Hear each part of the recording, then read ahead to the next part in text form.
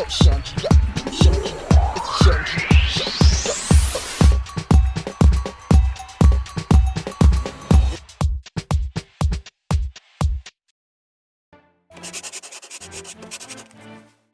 Get to know James Harris and David Parnes, two incredible real estate brokers, founders of Bond Street Partners, and stars of Bravo TV's hit show, $1 Million Listings, Los Angeles. Welcome, both of you, to the show. Thanks for having us, Chundria. Thank you so much. How are you handling quarantine? Handling it. Actually, I've had a fantastic time. I think we've all become closer to our families and set up a home office and spending more time with the family. And now we're out and about showing properties. It's actually been a very interesting but amazing time. Sounds like very productive as well, right? We've been busy. We've been very busy. So no complaints on our end. Thank God. Right. All right, well, let's dive in. I want to thank you both for being my special guests on the show today. What can we expect to learn about you both in this current season of Bravo TV's $1 Million Listing Los Angeles? We don't mess around and we get the deal done. That's what you can learn. No, it's a super interesting season. Obviously, there's drama, but I think what's interesting this season is that it really showcases how closing a deal isn't as easy as people think. We lose deals, we get them back, we lose them again.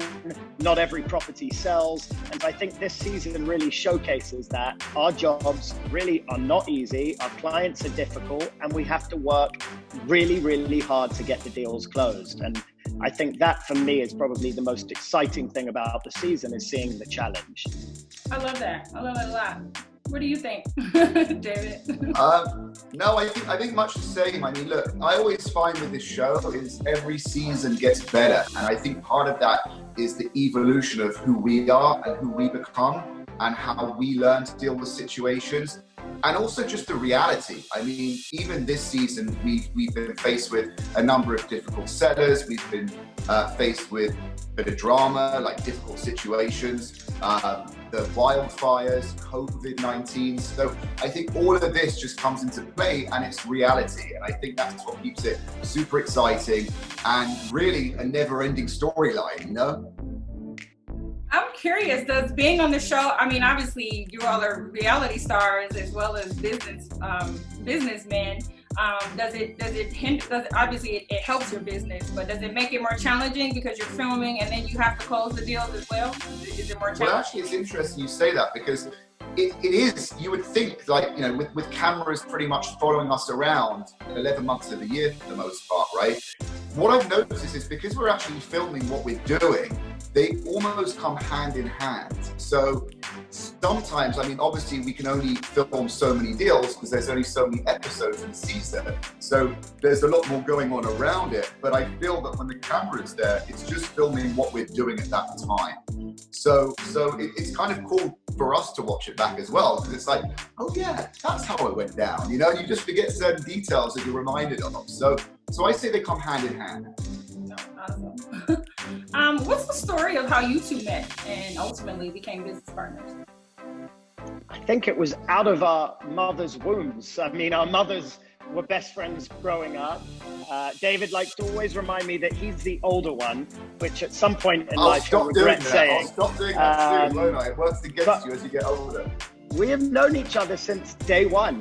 I mean, there was a stint of my life and my mother's life where we moved in with David and his family for a year.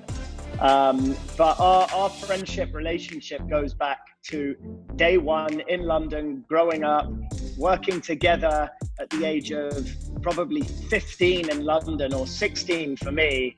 And then obviously reuniting here in Los Angeles and then setting up our real estate business 8 years ago. So from day one.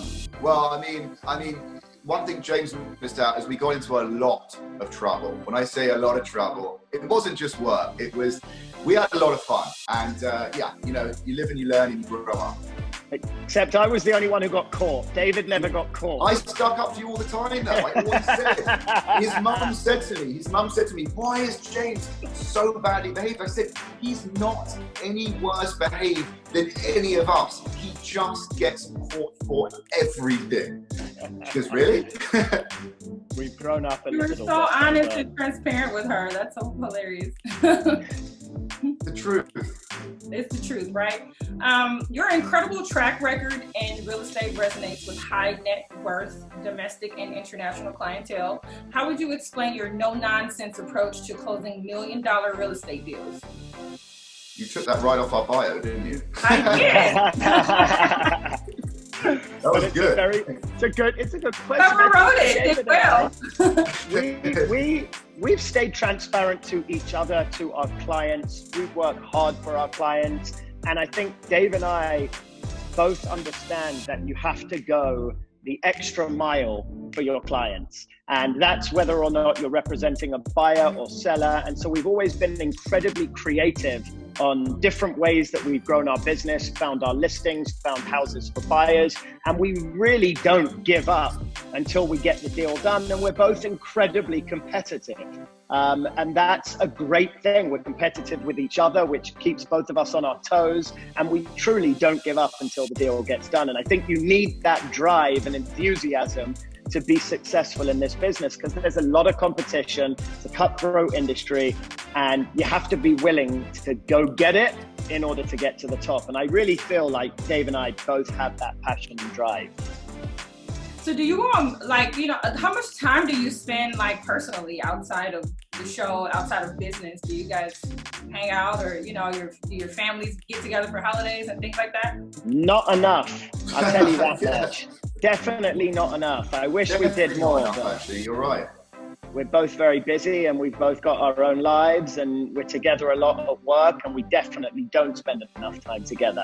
Or I think if we spend too much time together, we may murder each other. So yeah, I'm kind of thinking that too. But no, absolutely. As you get older and you just get more responsibility, and it's never ending. I mean, look, I have my family. I've got my brother and sister here. We've got, James and I have friends. We have our spouses' friends. We have our kids. And now this whole school thing's coming into play. Like James always used to talk about, like, I'm going out with the kids from school's parents, and I've got this barbecue with that. This is a whole new thing for me, because my daughter is now like just over 2 years old, and we've been introduced to all of these parents, so it's actually really awesome. So I guess it's just like, things are just like crazy right now. It's just not one moment of like nothing, which I don't mind. I like to be like go, go, go the whole time personally, and I know James does too. And that's why you're successful. Go, go, go, go.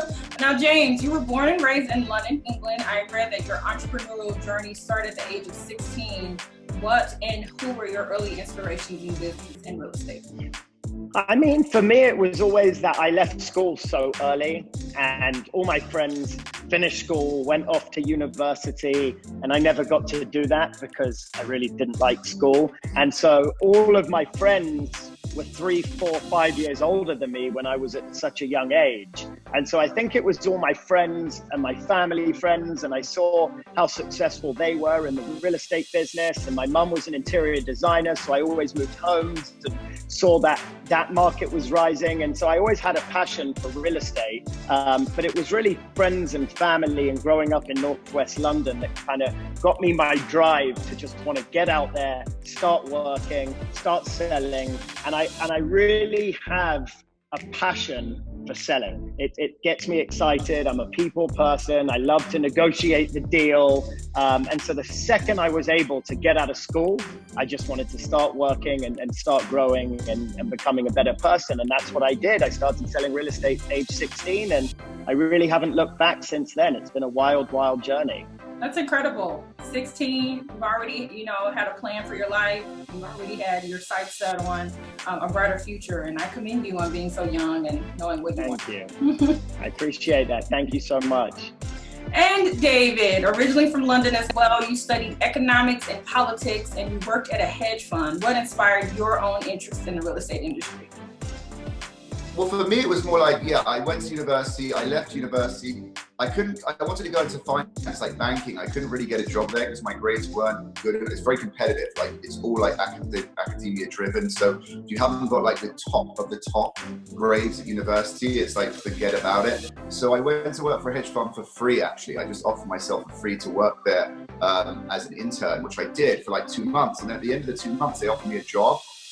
Which was good. So I was there for a year and I really, really learned about finance and the art of the deal, like just from a completely different perspective.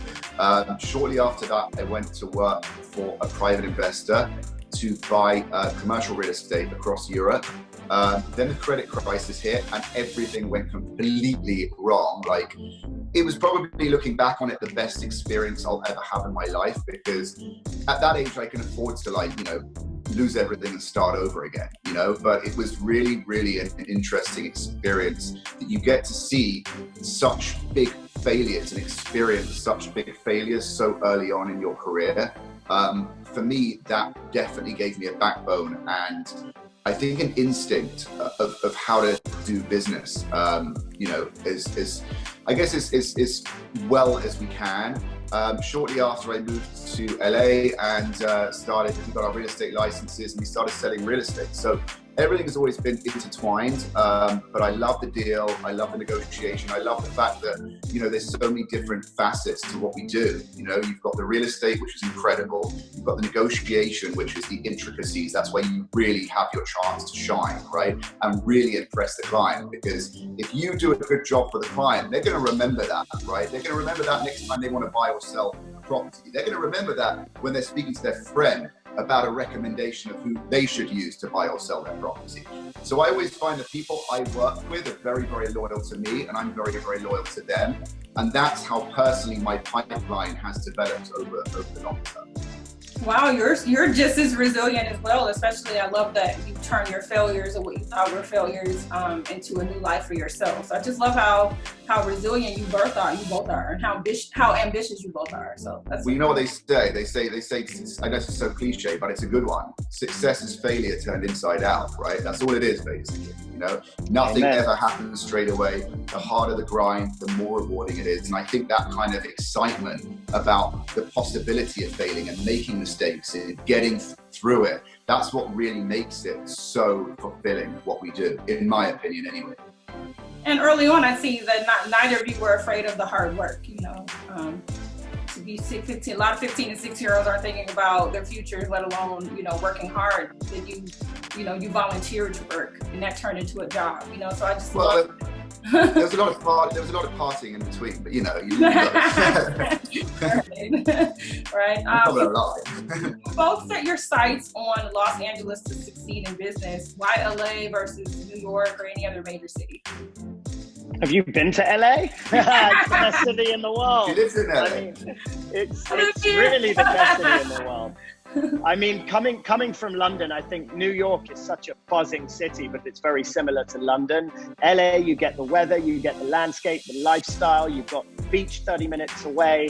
And this is just a great city. And I couldn't be happier that we're here. Even in the 15 years that I've lived here, I've seen this city change so much. In the last 5 years, it's changed so much. And then even just watching, you know, COVID happen, watching the East Coasters move to the West. I mean, people want to be in LA. The lifestyle that it affords is, in my opinion, there's no better place to live in the world than LA. So for us, or at least me, it was a no-brainer to come here over New York or even Miami for that matter. But I couldn't be happier, and I know Dave loves it here too. David, do you love it? Well, the weather plays a very big part. I'm not going to lie. It's like, you know, I always say, like, for every rainy day in London, there's a sunny day in LA. So that basically means it's sunny all the time in LA, which it pretty much is. But the truth is, look, I met my wife here. You know, my daughter was born here.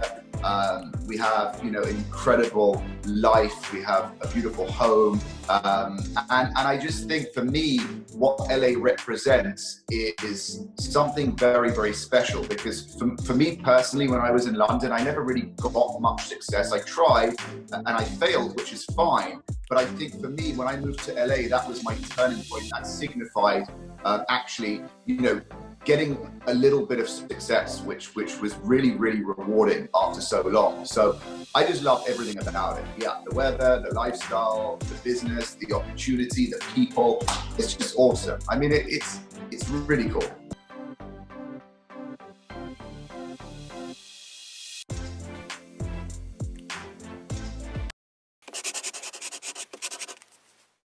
Get to know Tatiana Jerome. She's the amazing author of 43 Affirmation journals and the owner of Set and Soul, an online one-stop shop for accessories, jewelry, skincare, and much more. Tatiana Jerome, I am so excited to feature you on the Chundria show today. How are you? I'm good. Thank you for asking. Of course. Let's dive right in. Tell me about yourself and your business, Set and Soul. I love that name. Oh, thank you.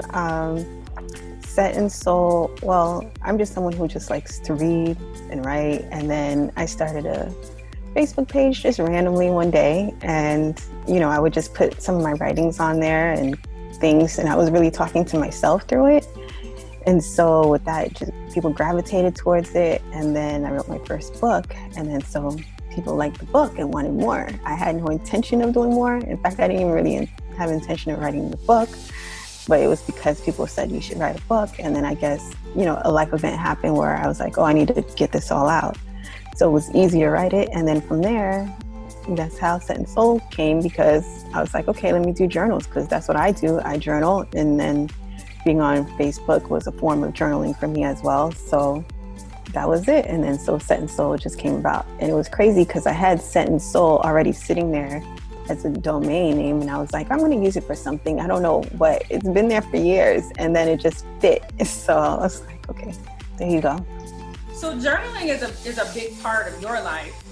What was the inspiration to actually turn it into a business though? When I was like, you could journal for this, you could journal for that. And I'm like, well, I went through some pain, and you already know pain and profit. So I'm like, well, we're not going to just sit here, and I don't know how to get it out to the people in terms of a digital way. So I just said, let me just create a book. And then in the beginning, honestly, for those who caught it, I did give it away for free. I was just like, here you go. And then I'm like, wait a minute, let me just sell this. And then it went from there. Wow, that's fantastic. So I visited your website, setandsoul.com, and I saw a line of amazing products, from your journals to your pens to your body scrubs. What other products do you have available? We have apparel. I'm trying to think because I blanked out. We have some jewelry. Yeah, and then we're just planning on expanding some more into planners and just, getting anything that feels good, that's natural. That's what I want to get into, like the teas and stuff. So again, it's about feeling good on the inside and then transforming that out. And that's a big thing. So when people write in these journals, and journals is our big thing right now because that's what we have a lot of, but they just feel good and they feel like, oh wow, like my best friend. So that's the feeling we're trying to get from people, like releasing, not just like, oh, clothes and you feel good, but we want it on the inside. And then now we could get to the outside part. I love that you created that atmosphere for people to be at home, find relief, find that peace by journaling, by writing, have, your, the scrubs for the bath. Like you really thought about, that experience for people. And I love that part. I love that so much. Thank you. The breakup journal really caught my eye. Who is that particular journal for? That was actually the first one created. So that was for anyone who's going through a breakup, even if the breakup was like 10 years ago and you still don't feel like you healed from it. Could have happened 2 minutes ago. Or, if you just need a place to release and your friends are tired of hearing about you talking about it, and you just need, it's your place where you could be your best friend and just let it all out and really dissect it so that way you could do better moving forward. I like that. Oh, that's where the business things were. Are there probing questions in there to kind of help you, like guide you through the breakup? Like, how are you feeling today? Is it set up? Yeah, it's set up. It's in 3 sections, but the beginning part is about your relationship. So it's asking you these guided questions so you can dissect. It's not just on the other person, but yourself, and looking to see how you contributed to this breakup as well as the other person. And then it goes into stages so that way you can move forward. And then you have the daily questions asking you more self-care questions like, what do I need from me today? And then going on like that. I like that question. What do I need from you today? That's gonna stay. Yeah. Thank you. Thank you for that. No problem.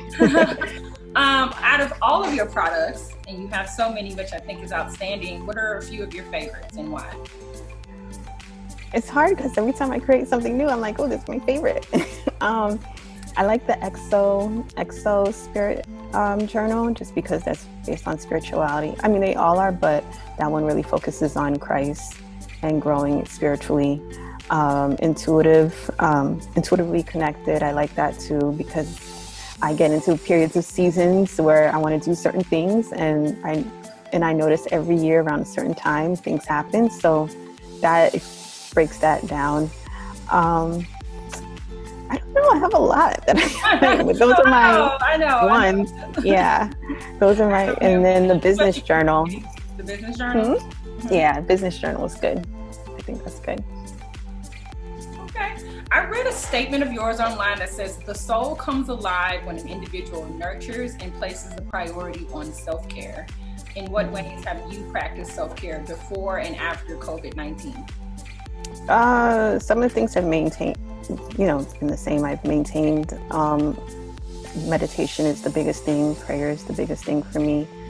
Right now that I'm a mom, it's a lot of, it's been tougher. But now I know I have to wake up even earlier to do the things that I need to do, because there has been a period where I let that go. And then I realized, whoa, I got to reel that back, because I was losing myself in that. So meditation is the heaviest thing. Just now, even more appreciation for the littlest things, being able to go to the bathroom by myself. Like those types of things are, that's how I'm able to practice it. Gratitude and meditation and prayer, lots of prayer. And just having 5 minutes alone makes a big difference. I can only imagine. How old is your child? She just turned 8 months today. So, oh my God. Yeah, that's a big thing. Oh, new mommy. You still got on.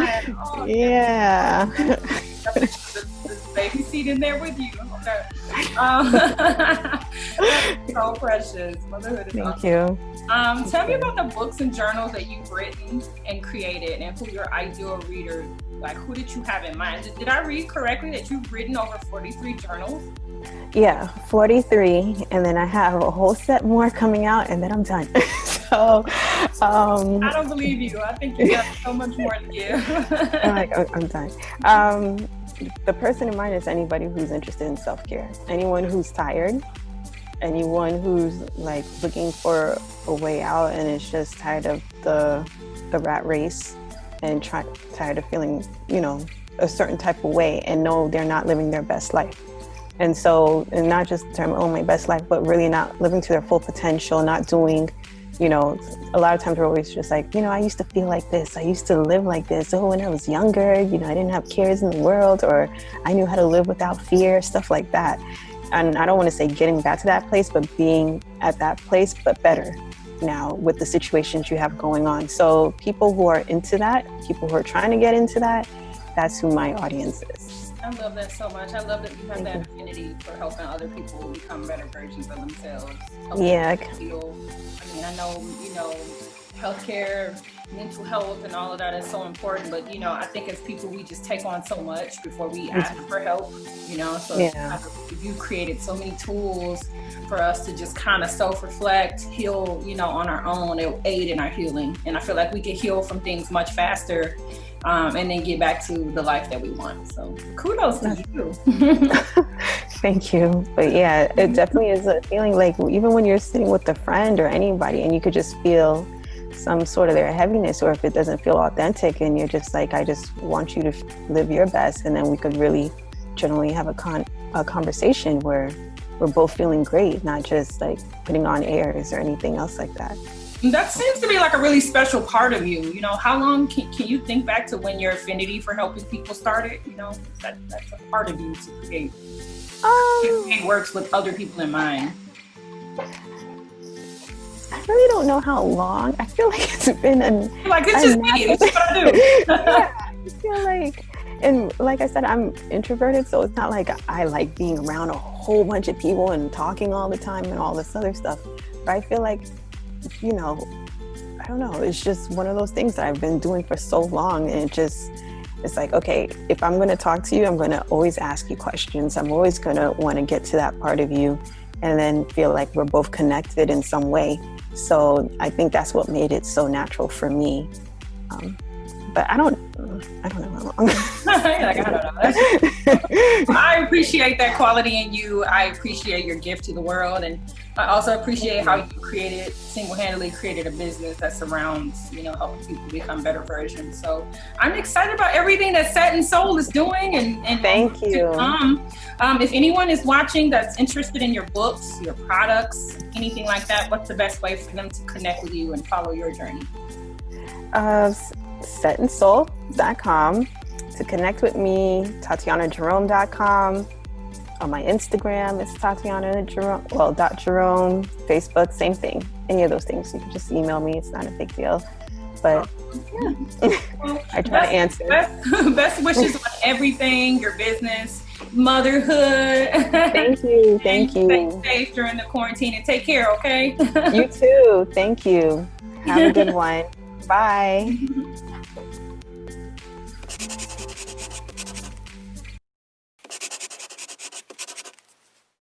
You're the founder of the world's longest running African-American female pageant in the country.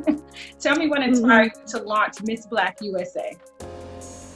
Well, growing up, you know, I was always surrounded by strong, intelligent Black women like my mother and, you know, and many of her friends. But yet when I opened up magazines, I didn't see women who looked like me. And even today, some 20 some odd years later, since I started Miss Black USA, strong, intelligent Black women are invisible in mainstream media.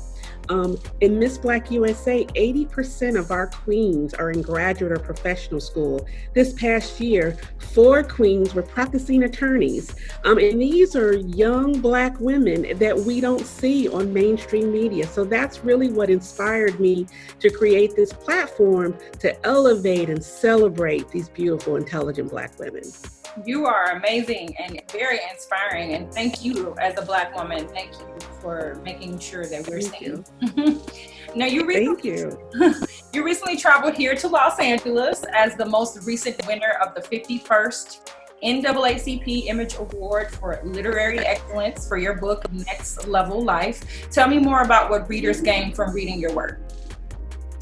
Well, over the past 20 some odd years, I've personally mentored over 1,000 young women, helping them launch into powerful positions in education, law.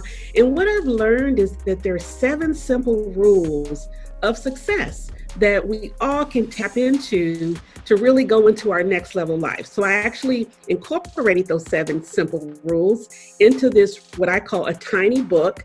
You can literally get through the book in one setting. So I incorporated these rules to help other women to walk into their next level life, whatever that may look like for them. And it's astonishing because you said you've helped over 1,000 women, and I've read that you've helped over 1,000 women step into powerful careers in media, business, medicine, and law. You know, I love your mission to change your perception of African American women globally. How has the reception been? You know, what reception have you received in doing so?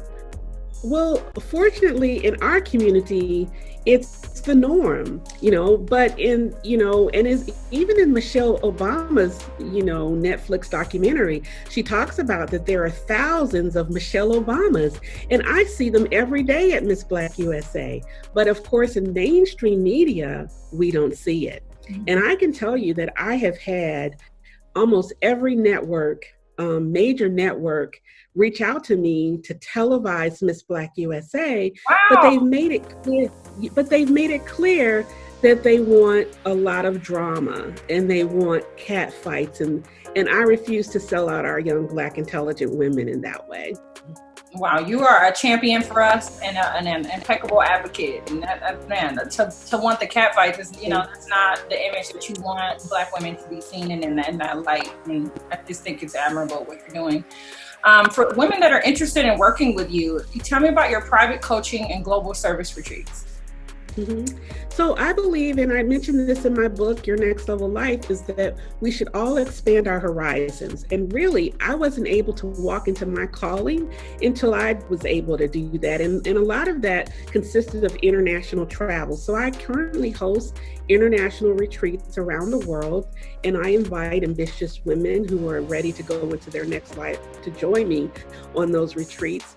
I also do private one-on-one coaching, and now I just started a group coaching program as well for young women who are looking for sort of that a circle of women who will elevate them and celebrate them and open up their arms and help lift them into their next level life and be champions for them as well. Because that really is a big part of it, having 5 what I call Gail friends, which is like Oprah has Gail and, Beyonce has Solange, so we all have and need someone regardless of how badass we are.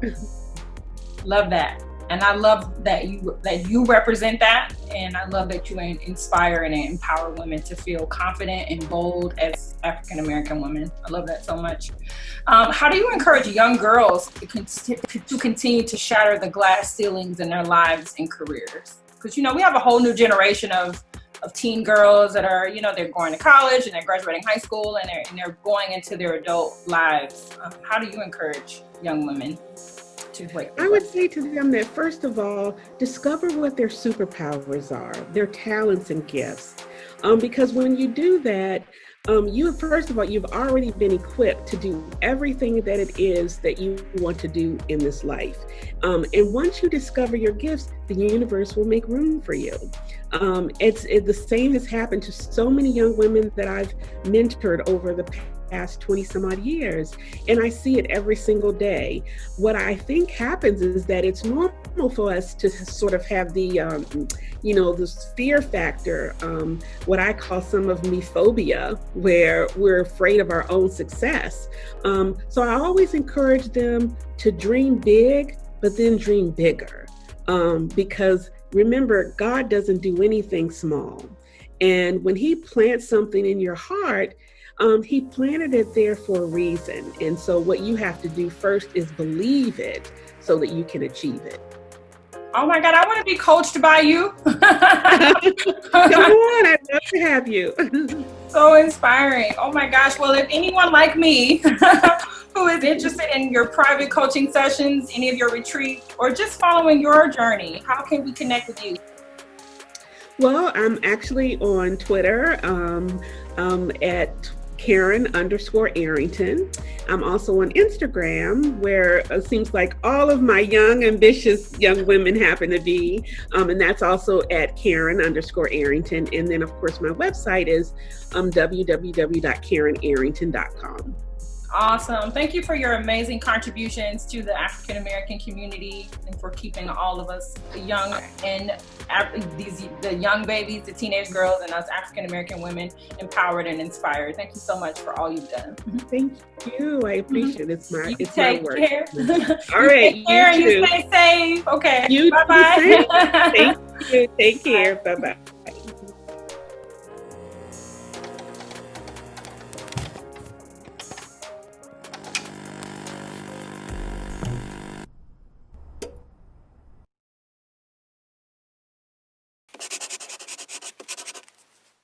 Get to know Chanel Scott, the queen of relationship talk and the creator of the Cheministry relationship platform in Atlanta and beyond.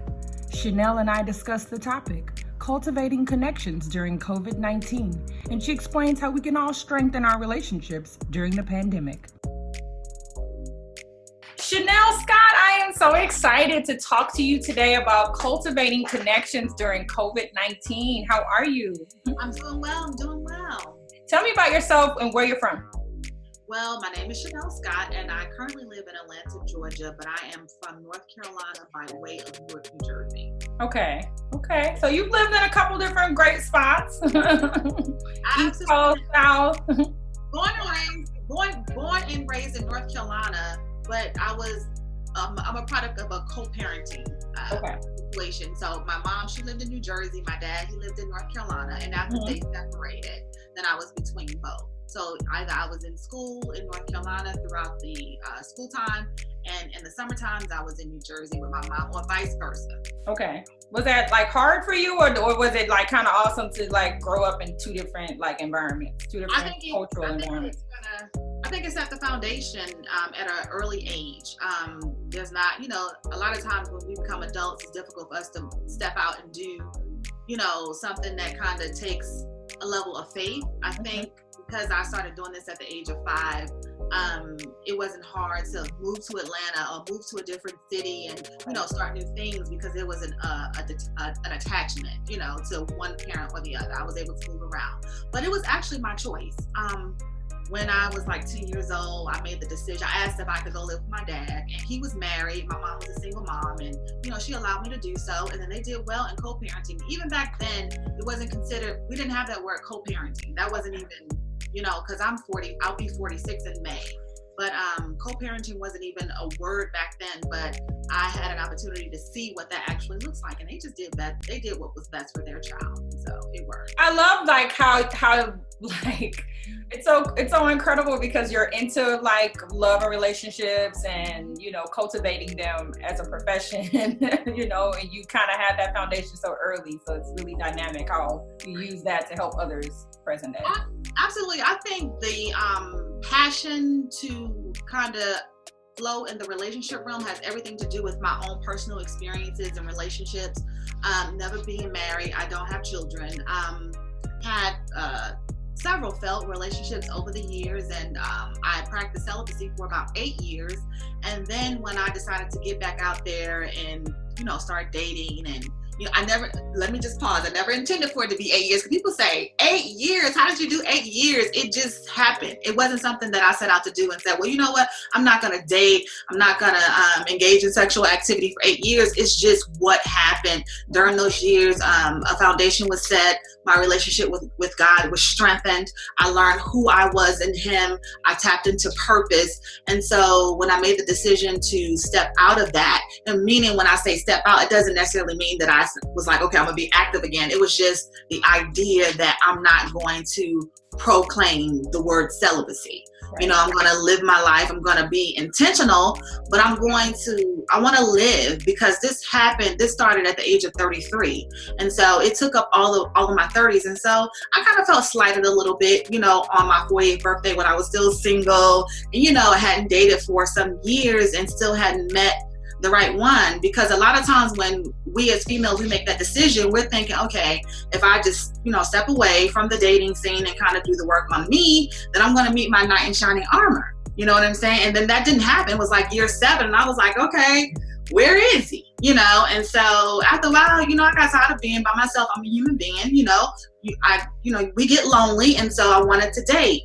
And so as a result of that, I wanted to understand the male perspective, because I had failed relationships in the past, and I had made bad decisions, in relationships. So I wanted to understand the male perspective. And so hence Cheministry, the relationship platform, that's how that was birthed. It's just wanting to understand the male perspective, being new to the dating scene, because you got to think it's almost a decade later, and dating had changed. A lot had changed from the time prior to, me dating. And so I just wanted to understand so I wouldn't make those same decisions, those same bad decisions. Oh, and when did you create the platform? That's what I wanted to ask. When did you create Cheministry? I created Cheministry in 2015. I moved to Atlanta in 2015. Mm-hmm. And it was something that I always wanted to do. I had lived in Nashville, Tennessee for 4 years, and my church is in Nashville, Tennessee.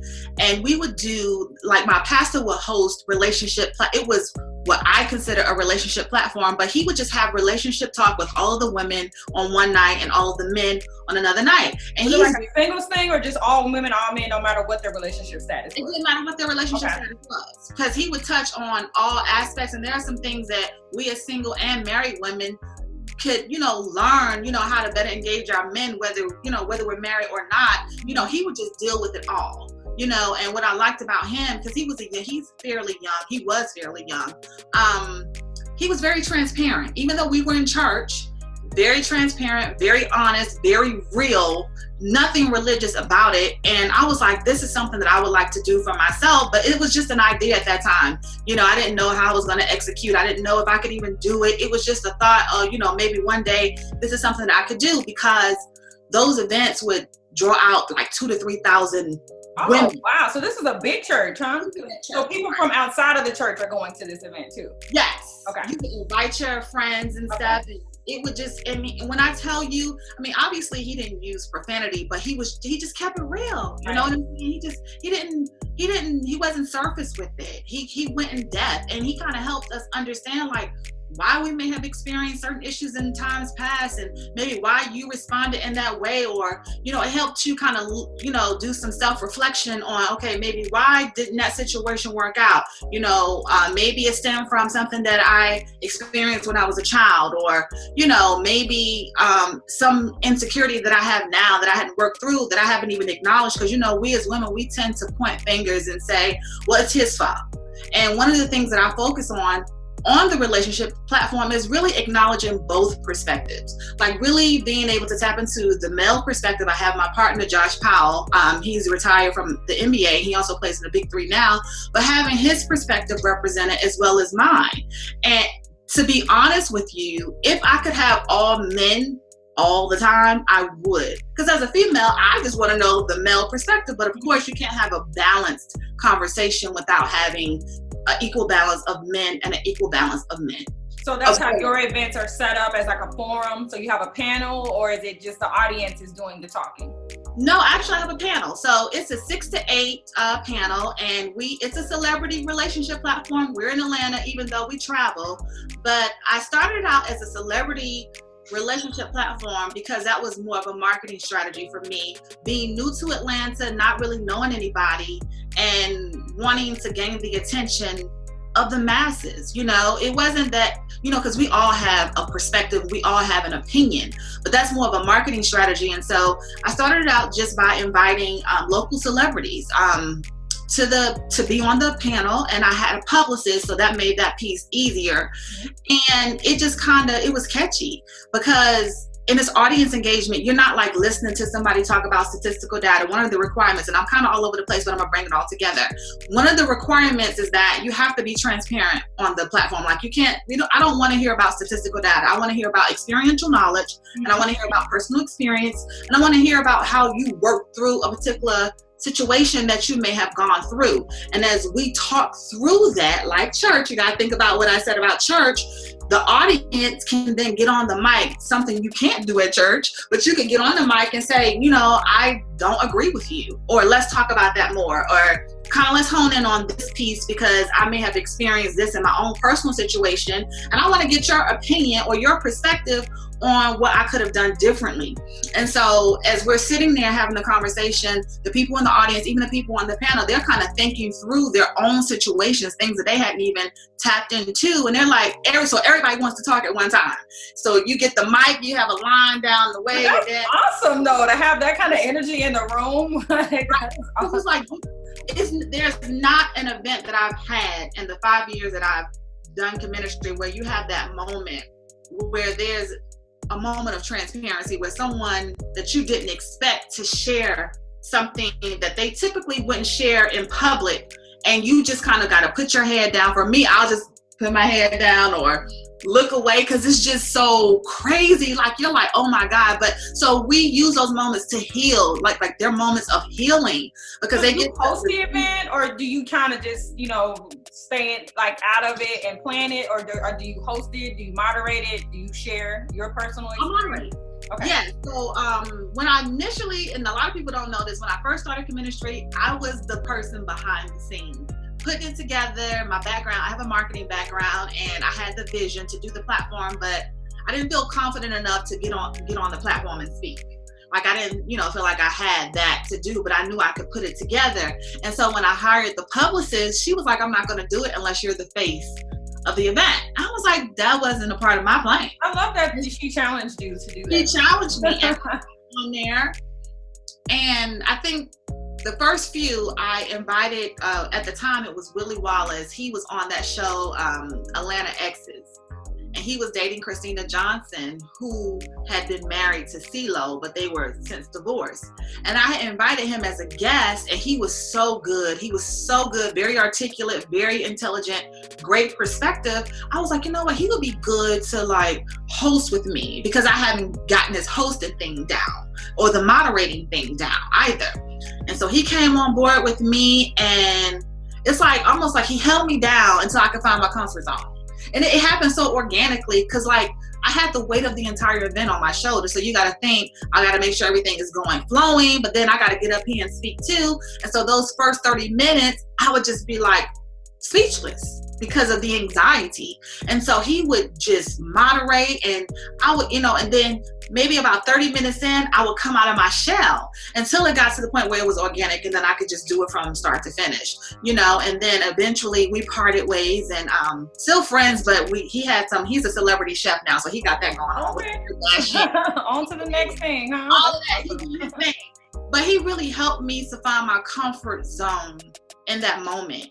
And so then from that point on, I was doing it by myself, but I always envisioned like, I want to do this and have like the male perspective represented at all times, so that when people come, they know that they're going to get the female perspective and they're going to get the male perspective, and there's always an equal balance. And then even though we bring panelists on, I wanted to have some commonality with the person that sat up there with me. And so, oddly enough, Josh Powell, he was supposed to be on my panel in 2018, and he canceled. I didn't know him personally, but my event manager, she had booked him, and he canceled. And so that's how I knew who he was. And we met, and after we met, he invited me to what was supposed to just be an event. I didn't know what type of event it was. I was out of town at my family's for Thanksgiving, and he was like, I got an event. It was in North Carolina. I have an event in North Carolina, like that saying it was Thanksgiving week. I was like, really? And he was like, you come on out. So I go out. I don't know what I'm going to. I'm just going. And it was a relationship platform. And he was on the panel. And I was like, and he was so articulate and so intelligent and just so vulnerable and transparent, and doesn't hold back anything.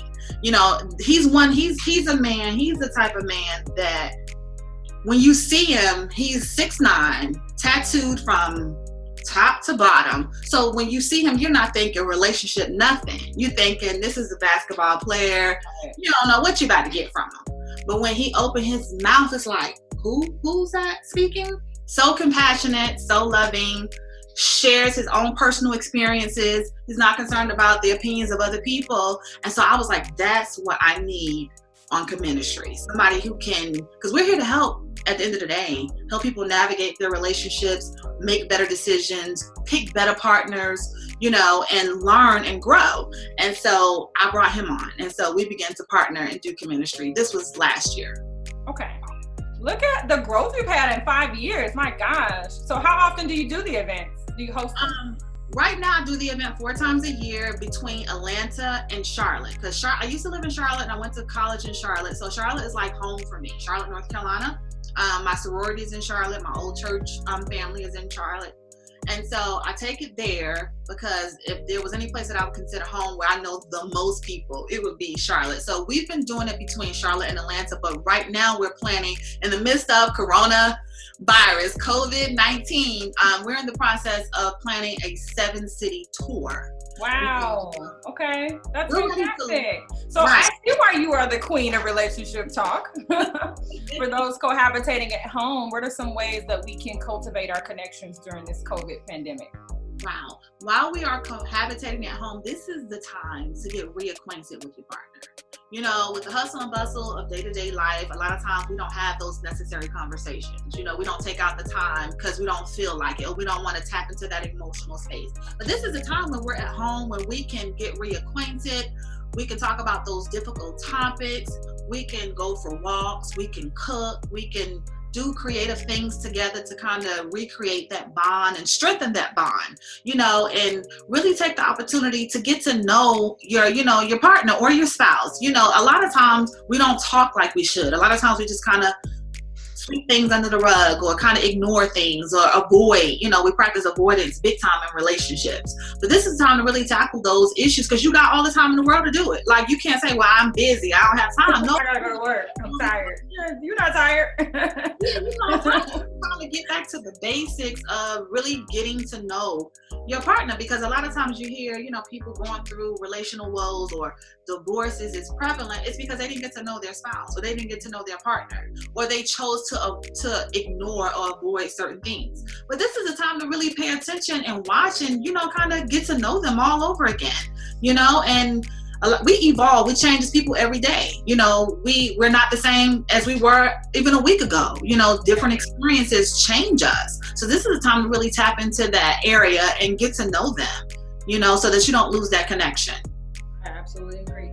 Now, for the dating and platonic relationships that are not living under the same roof, who are actually adhering to social distancing, how can they cultivate their connections during this time? If you're not living together, you know, right. You're in your house, I'm quarantined in my house, what are we doing? What we doing now? Right. Zoom, Skype, you know, long distance relationships, they do this all the time. You know, some of my friends overseas or in different countries, Josh, we did a podcast he was in Argentina and I was here. We had planned this podcast to launch together, but then he got an opportunity to go overseas. We did the podcast, he was in Argentina and I was in Atlanta. So this is a time to still get reacquainted with the people in your circle. You could do watch parties on Facebook. You know, I do a watch party every Sunday with church. My church is still in Nashville, Tennessee. I'm still a member of that church, even though I'm in Atlanta, Georgia. And I used to I watch online anyway, but now that people are staying at home and some people, they don't have the online platform, you can host watch parties and invite people to church with you right there from Facebook. They don't have to get dressed or anything. You can do a movie. You can do a watch party on a movie or your popular reality TV show, or we can read a book together and then discuss it face to face like this. So we could get that book. You could get your book. I get mine.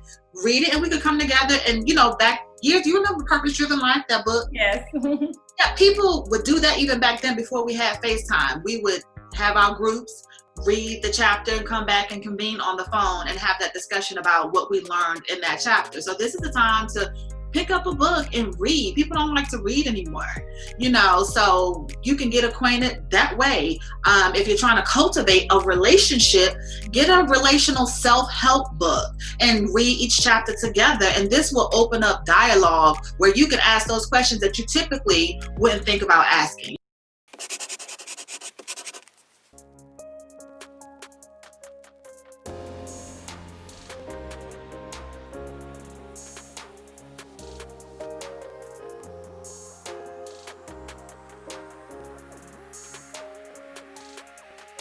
Hi, Hannah. How are you?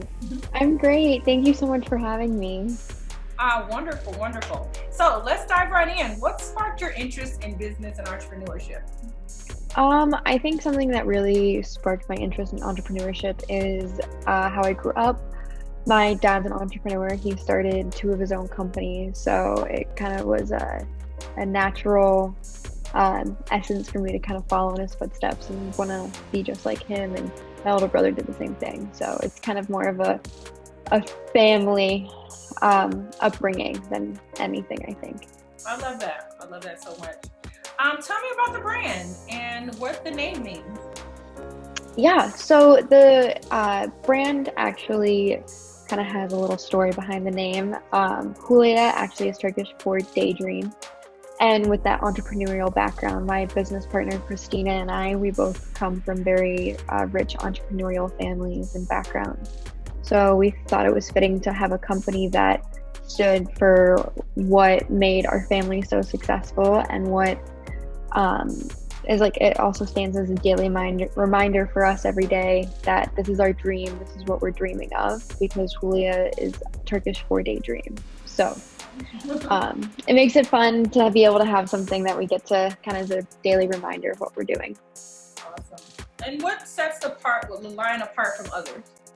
Yeah. So, with our name, it meaning daydream, our dream at Hulya is that we want to clean the ocean one bikini at a time. So, all of our fabric is made from recycled ocean debris. All of our materials, they come from ghost nets to plastic, from carpet fiber to tulle, and it's all pulled from the ocean, from all parts of the world. And we also strive to be zero waste, or as zero waste as we possibly can be, especially in the world where fast fashion is so frowned upon. So all of our scraps, from our bikinis, we turn into like hair ties and scrunchies like this one, and headbands, which we make now, and all of our suits ship in drawstring bags, which are made from recycled scraps from our line as well. So we have those in place to be zero waste as much as we can be. We also ship in all biodegradable packaging. All of our stuff comes in biodegradable. Everything down to our stickers are biodegradable. We also are a 1% for the Planet partner, and through that we donate 1% of our proceeds to Coral Restoration Foundation. Wow, congratulations. I know your family must be so proud of you and what you've accomplished thus far. Thank you so much. It's been a really fun journey for all of us to be a part of. You know, it's really your brand is uniquely special, especially with the fabric that you're using it from, products that are found in the ocean. Why is sustainability so important to you? I think sustainability is so important to me. I don't know if it's just because of like my generation and how I see everything right now, or it's my connection to the ocean. But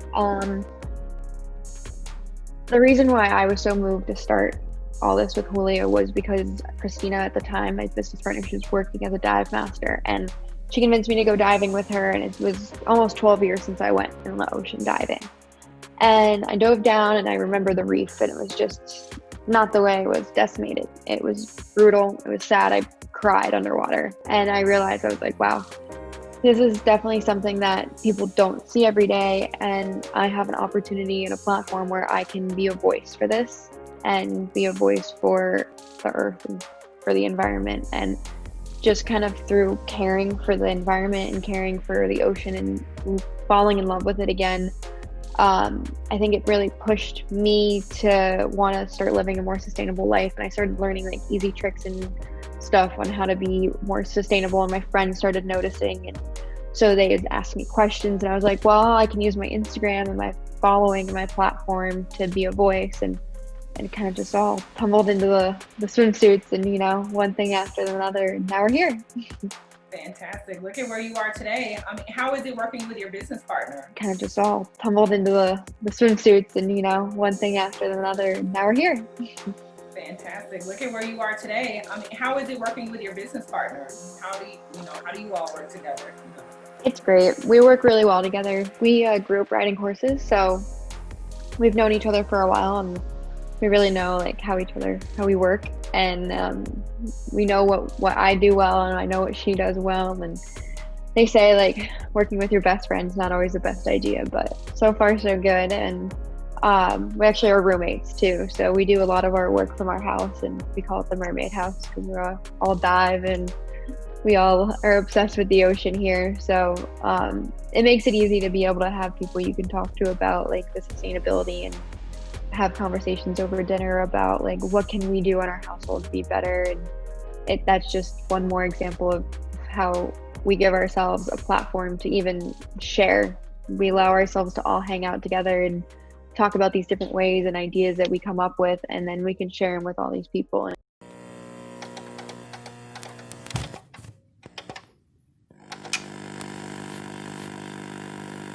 What I love about that story is you were naturally witty, it sounds like, and funny. Well, yeah, if you let my friends tell it, growing up with me, I was always funny and always had some smart ass comment. But I got popped in the mouth a lot as a kid, put it that way. And then you get it